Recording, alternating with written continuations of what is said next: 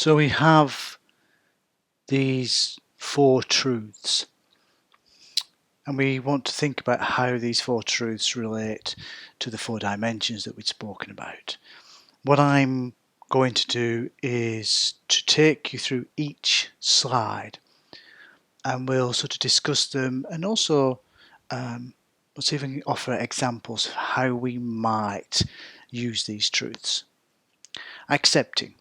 Accepting is the art of maximizing what you know and then applying it to the situation at hand to achieve a better than expected outcome.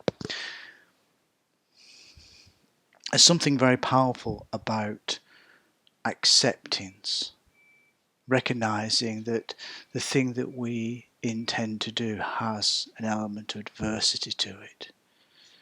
Because if we think about what we intend to do as having an element of adversity, we can think about how we might prepare ourselves for that. We may think about what knowledge we need to have to be able to prepare ourselves for that adversity.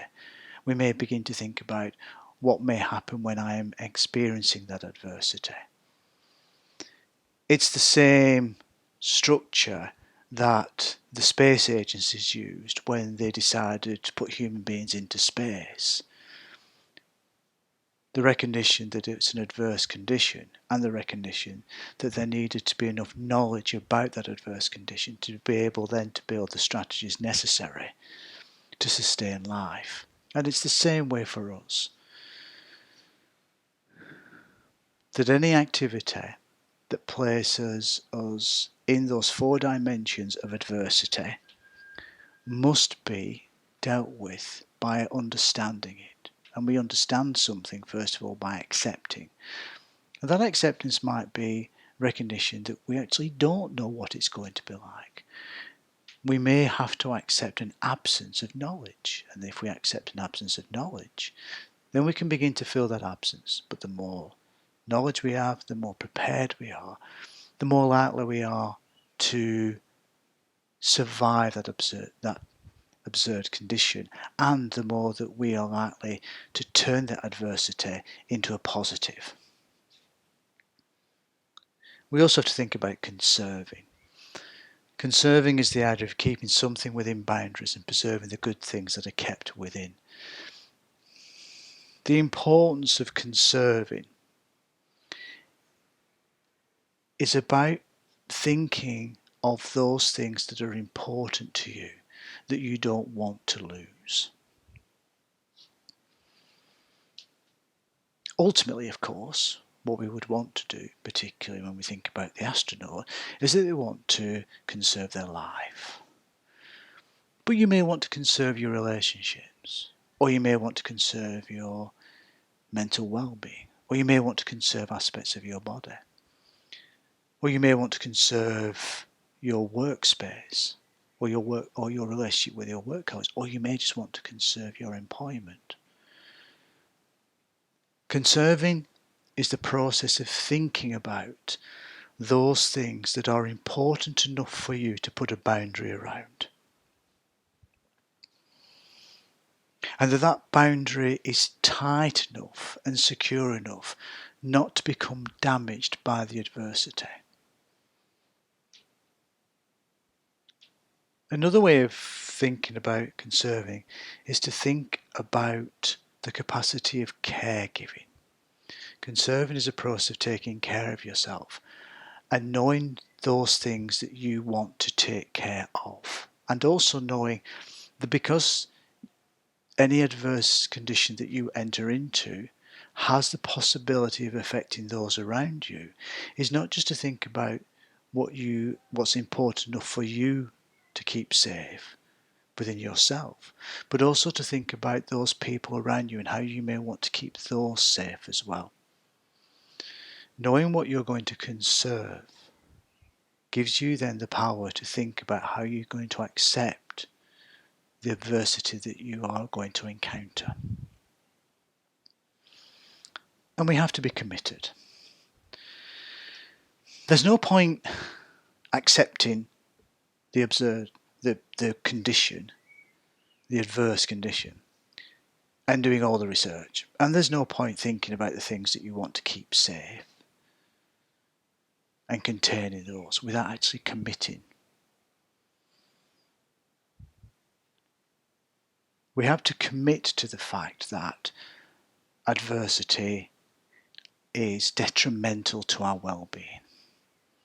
We have to commit to the fact that by understanding that, by preparing ourselves for that, and by following those preparational steps that we have taken, it gives us the best opportunity of managing that adversity.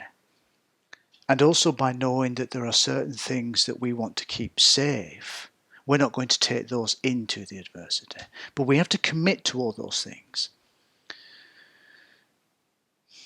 We have to commit to the work. We have to commit to our relationships. We have to commit to our emotional well-being. And we have to commit to a healthy body and mind. Those commitments are paramount if we then want to survive an adversity. And we have to think about enlisting. One of the things that we can see from the astronaut in space is it's not just an individual in space. There's a space agency that is surrounding them, and there are teams surrounding them, and each team has a different responsibility, and all those responsibilities all come together to safeguard the well-being of that individual in an adverse condition. We cannot go into an adverse condition on our own. We have to have others around us. It's important that we know who we can call on when things start to get a little bit tough. And again, we have to be committed to that. We know now that resilience is not about having backbone or a characteristic, a trait. Now, knowing that means that if we are beginning to feel ourselves overwhelmed by the adversity of the condition, we don't keep trying to do it on our own. We don't keep thinking other people are going to think I haven't got any backbone, or I'm not strong enough, or I'm not committed enough. It's a wrong form of commitment. To be committed to thinking that you have to do it on your own is a negative commitment. One of the commitments that you have to have is committed to enlisting other people to help you. Human beings, although we have an ego, and that ego in some way gives us a sense of being separate, we're human beings. We are identical to each other. There is an identity over difference, and there's a unity over split. We are social. We're not meant to do things on our own. And even when we do things on our own, we're not really doing things on our own. There's usually a whole set of mechanisms around us that we do things on our own. So if somebody decides that what they're going to do is walk to the North Pole on their own, they're not walking to the North Pole on their own, because they are wearing clothes that have been made by somebody who's made those things, who's designed those things to ensure their well-being, even though that North Pole walker may never have met the person that designed those clothes. That person designed those clothes for their well-being. So enlisting becomes a very powerful tool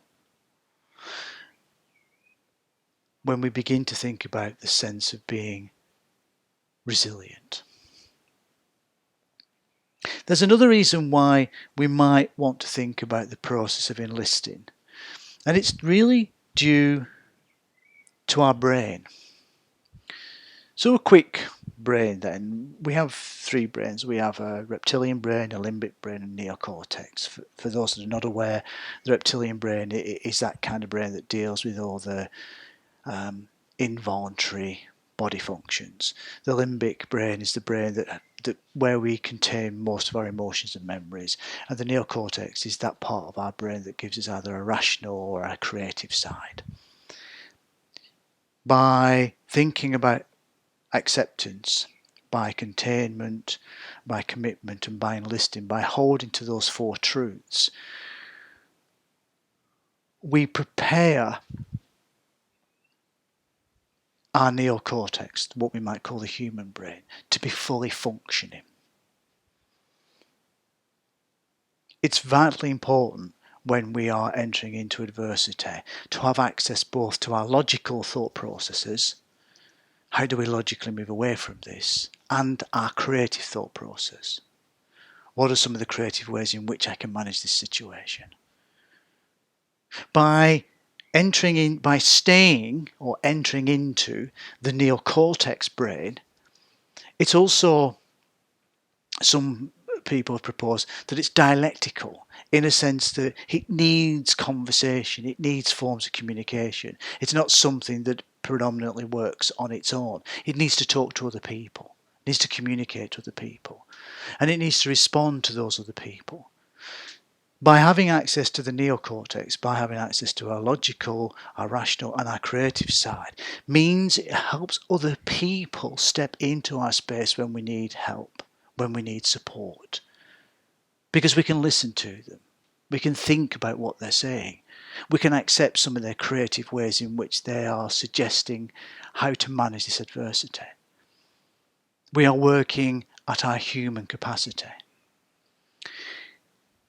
If we don't follow these four truths, and we don't light up those two dimensions of our neocortex, we run the risk of being hijacked by the amygdala.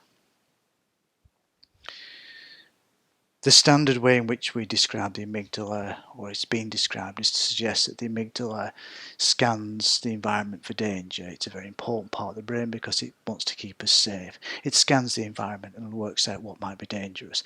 But it tends to scan the environment with a low resolution camera and sends information out to the rest of the body to prepare for fight or flight.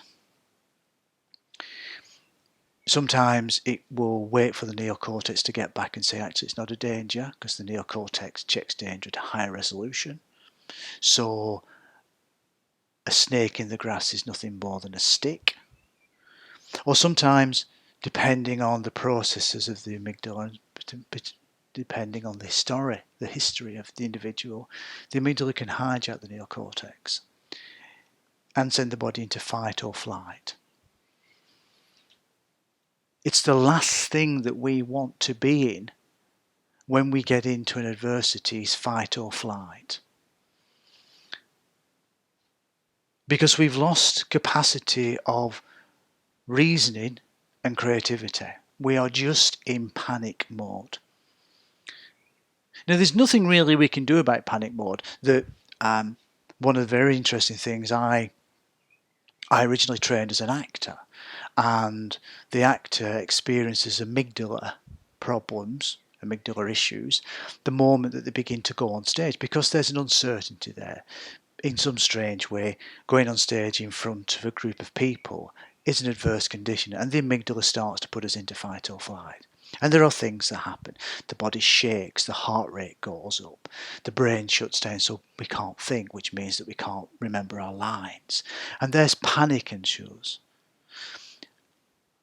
And what actors do is to avoid that overriding of the amygdala, to pull back into the logical and creative neocortex, is actors use physical exercises.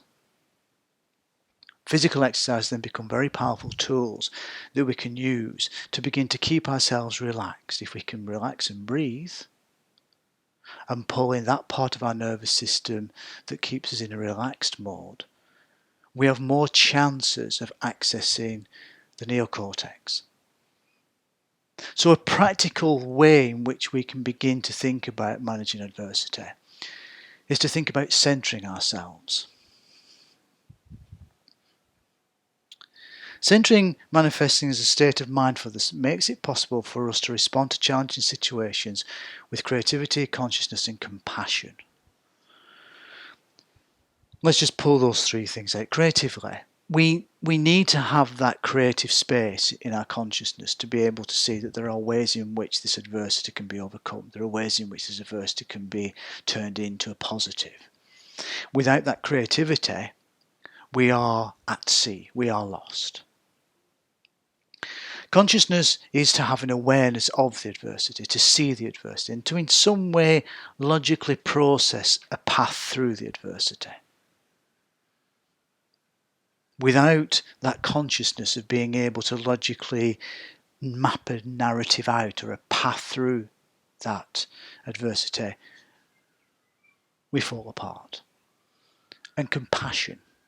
Compassion is really important because compassion is also recognition that we are kind to ourselves, that we center in mindfulness to take care of ourselves, but also we are accepting of others' compassion.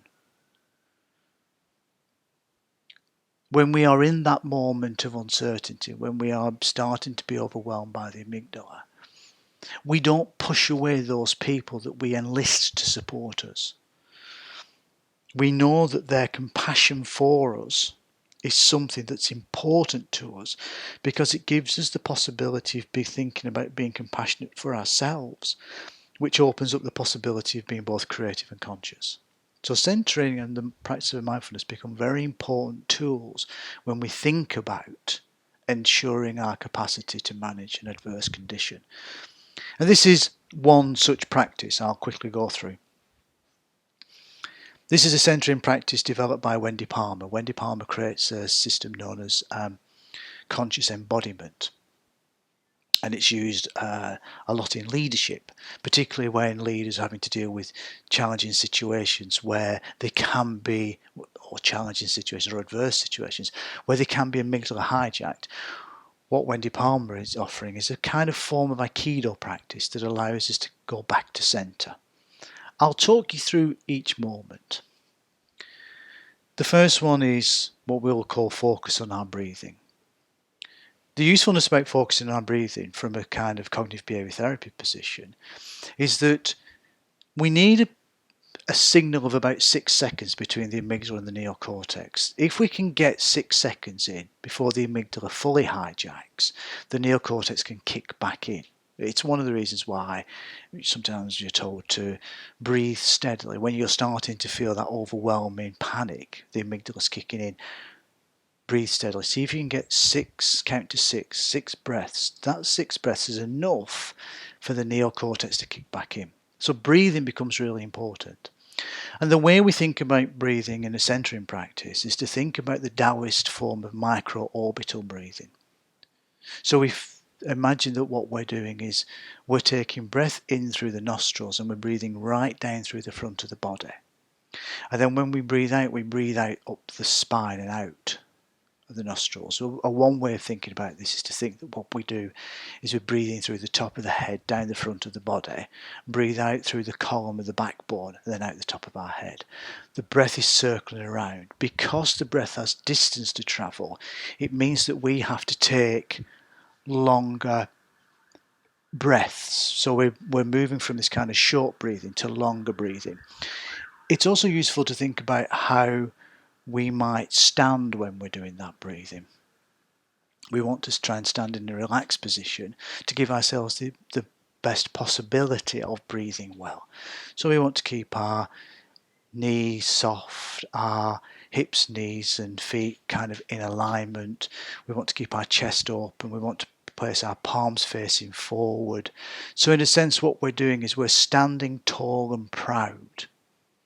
And we're breathing down the front of the body and out the back of the body. And what you'll notice just by doing that simple practice is you begin to center simply because you're moving into a more calm space. The other thing worth thinking about is to do something called open eyes. And open eyes or focusing soft eyes. So we have focused eyes where we focus our eyes into a point like we're reading or looking at a computer screen. Or we have what we'll call soft eyes. And soft eyes are where we engage more of our peripheral vision. You could try it now. If you just gaze into the computer screen now, you'll lose your peripheral vision. If you widen out and take your peripheral vision in, even that moment begins to create more center for ourselves. So breathing becomes a really important element of centering. We also need to think about how we relate to gravity. And relating to gravity is very important because we tend to fight gravity. We tend to see gravity as something that holds us down. So what's really good about weightlifting is that we lift weights and it's gravity that's helping us. Or when I'm running, it's gravity that I'm fighting against. So we can tend to spend a lot of our lives fighting gravity. However, one of the things we might want to think about is how can we use gravity to advocate for our balance and centering? Well, we can see gravity a little bit like water, that gravity can give us a kind of buoyancy. Knowing that we are held in gravity, knowing that we are relating to gravity in a positive way, that we are held in that space of gravity, it gives us that possibility of actually even being more centered and more present. You can imagine you're stood tall, you're open, you're breathing through the front of your body and up your spine, microorbital breathing, and you're just held in gravity. Gravity's got you. You're in the arms of gravity. There's no need to fight gravity or push against gravity. You just allow gravity to do what it does, and it's to keep you locked down, to keep you secure and connected. As if gravity is swirling down around you and holding you. Then you can begin to think about your personal space. Now there's lots of different variations of personal space. Personal space is the space around you in which you feel at your comfortablest when you encounter other people. In acting terms, it's known as first circle. It's the first circle in acting terms is where the actor does the monologue. The second circle is where the actor does the dialogue, and the third circle is the actor in the theatre. So we can suggest that we have this first circle. It's our space. And what we want to do is, rather than think about that space just in the front of us, we want to balance that space up.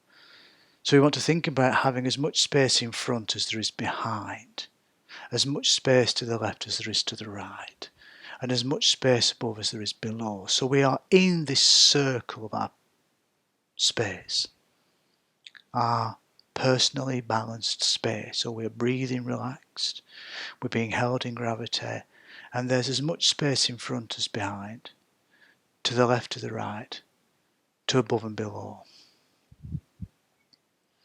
And then we can think about evoking a quality that we want to fill that space in. And that quality really can be anything that you feel gives you that power to be present.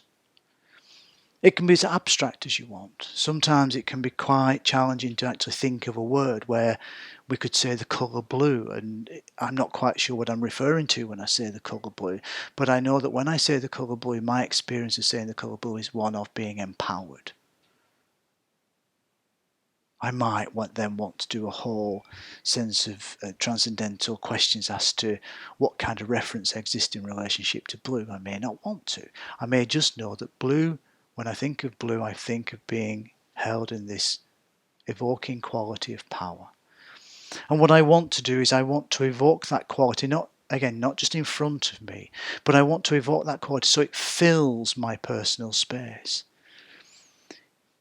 It's useful to ensure that that quality that is evoked is not one that pushes others away. It's a quality that comes from compassion, but it's also a quality that we want to share out to other people. So thinking about that sense of creativity, consciousness and compassion, we want to evoke a quality within ourselves that both gives us permission to be and gives us permission to receive. Both be present in compassion and be available to receive compassion. We don't want to create a suit of armour around ourselves. We want to create a space in which we can encounter the other human beings as possible supports for us. And so we've kind of got these processes. We breathe to balance. We use gravity to ground. We create this space around ourselves to centre. And then we fill that space with a quality that brings forth both our compassion and our power. The question may be, well, why would we want to do all of those practices? Well, we want to do those practices because we want to develop well-being. So this is the final slide. We began by thinking about resilience as not a characteristic or a trait, but as something that we have to develop as a generative mechanism that is in itself connected to a number of set of generative mechanisms. And we thought about resilience as having dimensions. So it's resilience, emotional resilience, relational resilience, physical resilience, and the resilience of the organisation. We can, in a sense, pull that down into sociological, physiological, biological, psychological.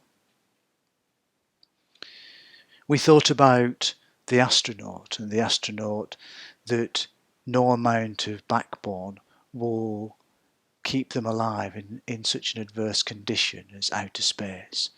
So there needs to be a whole set of mechanisms around them to keep them safe. And to do that, you apply, or they apply, the four truths. They accept that the adverse condition can kill them, and therefore think about how they're going to manage it. They contain those things that are important to them. In this case, they contain their own life that's important to them.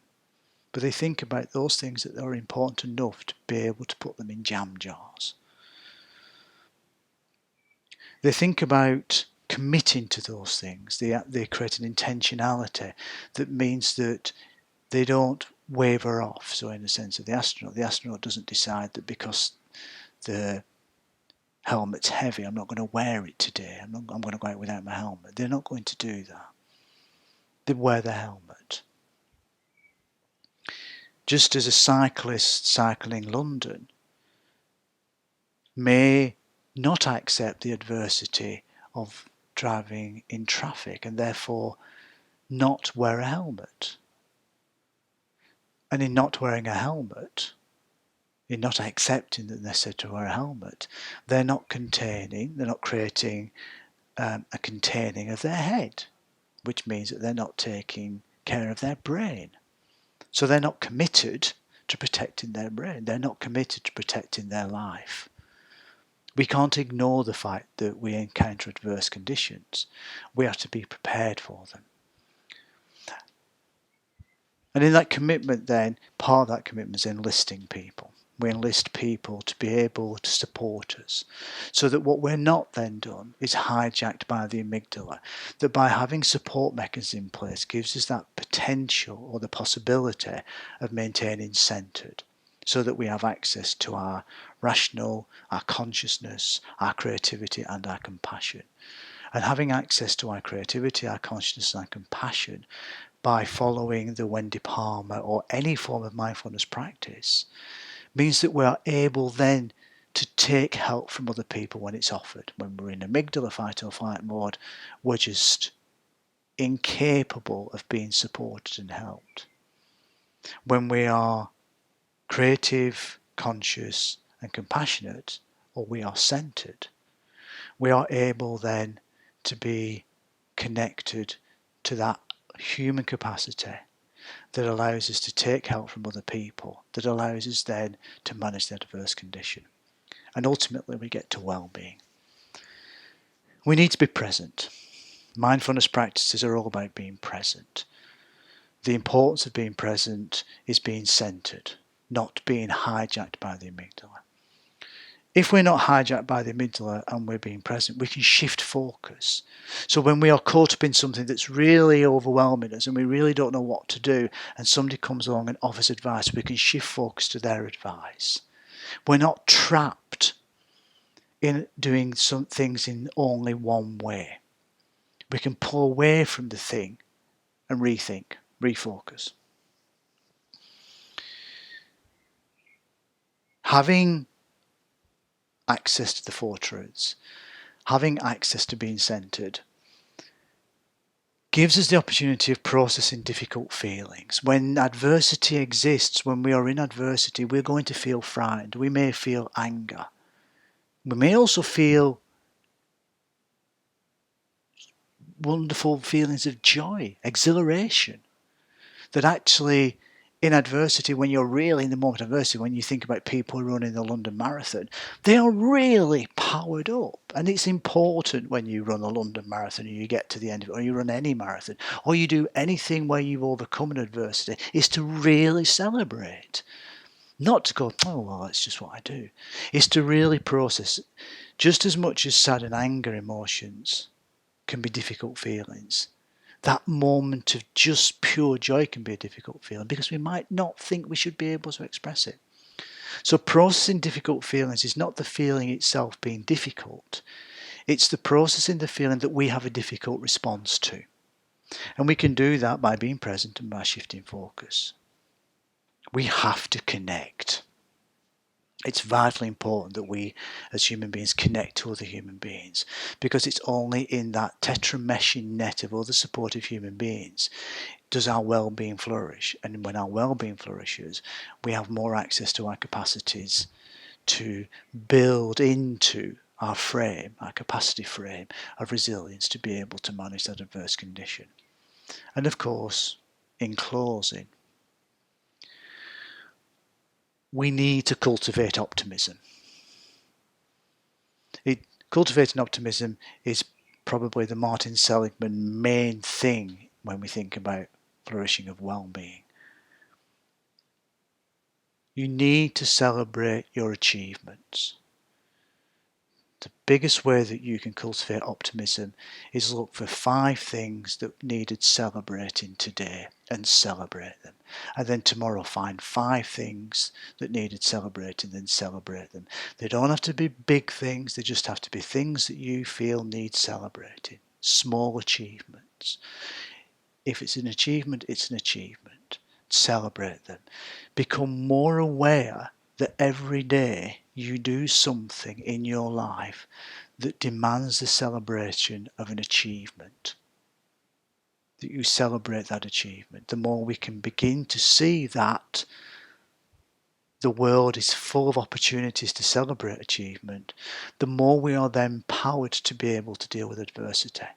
Because the more we have a mindset that says, this is something that I can deal with. And that brings us to the end of this presentation on resilience. My aim was to really show and demonstrate that resilience is not something that we are born with. Resilience is something that we can construct. And we can only construct resilience when we recognise that we need other people. So ultimately, I think what I'm saying is that resilience comes from recognising identity over difference, unity over split. And my hope is that this presentation has gone some way in helping you think about your own resilience and thinking about when you begin to take on a challenge where there is adversity and you begin to want to move into adversity and transform adversity, that you can think about the truths, the centering, and the commitment to other people. Thank you.